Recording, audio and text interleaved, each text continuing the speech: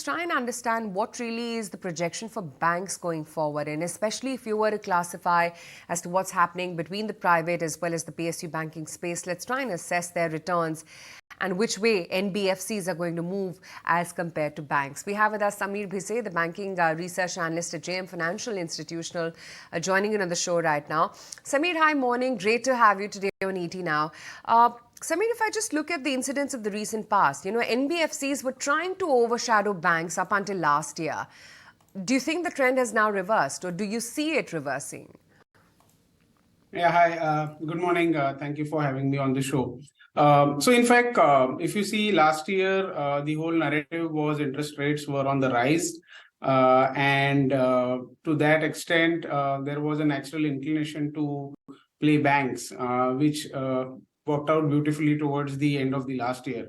As a potential peak in rates has emerged in sight over the last year or so, last couple of quarters, which is where I think NBFC outperformance has begun.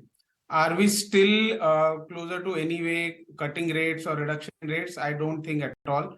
But even a plateau of rates from a regulatory perspective has been good enough to see a bit of a valuation pop up for most NBFCs. We usually tend to prefer larger names across the board versus some of the smaller names. We think with respect to banks, I think the narrative is more about how net interest margins move in the near term. But over the medium to long term, I think two factors drive stock prices, which is growth and asset quality. I think as we look into FY25, growth will be the single most important parameter to look out. And that is what should drive stock returns in our view.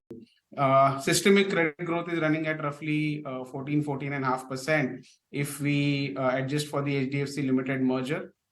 Deposit growth has been a challenge, but if you see last quarter's data, deposit have sequentially outgrown credit on a sequential basis.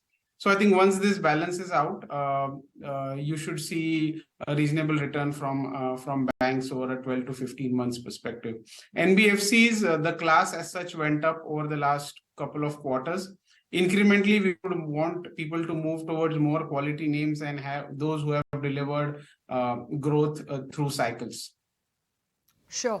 Sameer, private banks' profitability remains strong, but given the margin contraction, elevated cost ratios, normalization in credit costs, etc., you think earnings could be muted going forward and margins clearly have peaked out as of Q1? I won't call it muted as such. If you see, if most frontline private sector banks, even if they manage to hold on to margins on a full year basis in FY24 versus FY23 or even a marginal compression, we think there are levers with respect to credit costs as well as OPEX to manage a reasonable mid-teens kind of earnings growth. In our view, that should not be a challenge. And as such, for most frontline names, valuations are not expensive. They are pretty reasonable in our view. So more of a slight outperformance to overall market returns is what one should expect from frontline banks. As I said, any growth levers from an incremental perspective should drive stock price than the outcome on margins. On the one hand, you've got Fitch warning of a potential downgrade to several US banks, and on the other, it is highlighted that the risks are receding for Indian banks. So what exactly do you think is supporting this macro view for banks, in your opinion? And do you think that this will sustain, that Indian banks will remain, sort of isolated from that pain? So I think if you see banking asset quality as a sector is at a decadal high levels. There is no leverage in the corporate system which has gotten built in. So as such, external risks are low. Small pockets of emerging concerns, I would say, are they alarming? I'm not sure yet. But people would want to see progress on how unsecured loans as a class behaves. Now, even there, I think most frontline private banks have lent to existing customers. So that should not see a meaningful challenge, but that is one area that one would watch for. watch out for. I don't think what is happening, especially with respect to US banks, could have a meaningful bearing as such from a fundamental perspective. While obviously near-term narratives could probably impinge on prices, but fundamentally, I think the sector remains in a quite solid shape. Okay, now, given that the RBI has directed scheduled banks to maintain an ICRR of 10% in NDTL, what is your view on this? What is the impact that you see on margins? Which institutions do you think will really get impacted? So I think that measure was more to kind of absorb some of the excess liquidity created, and since they had not raised frontline rates, and given the inflationary pressure still persist in the economy, it was their way of signaling that the withdrawal of accommodation stance still has to kind of percolate through. Which is why they did it. Does it actually impact margins in a meaningful manner? I don't think so, because they have also said that they will review this over a month or two as we enter the festive period and ensure that liquidity is reasonable. So I won't fret over on that too much from a margins perspective.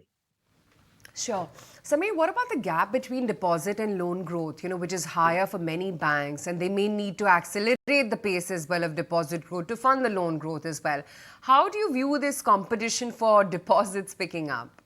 Yeah, so I think that has been the overarching view that we've had, that banks which will deliver deposit growth should see outperformance versus those who don't. Thankfully, the system itself, if you see, on a March 23 basis, sequentially deposits have outgrown credit, which means that the incremental rates that have gone up on the deposit side are helping in driving deposit flows. And now, our view is that deposit rates will remain sticky, especially with one of the largest private sector bank now stepping up the momentum on deposit mobilization. So I think so the larger guys are better placed versus smaller guys from a deposits perspective, and which is why our positive stance is towards the larger versus the smaller ones. As far as the wedge between credit and deposit is concerned, I think as a system, we need to see greater deposit growth, and which will be a function of how deposit rates move. So hence our view that deposit rates will remain sticky for some time. Larger guys are well placed to navigate that. Right. So could we see margin contraction in the near term for some more time? So I think, yes, obviously you should see margins coming off from even 1Q levels. But as a whole, would that lead to meaningful earnings downgrades? I am not in that camp. I think frontline banks have levers to manage earnings even as some bit of margin compression comes through.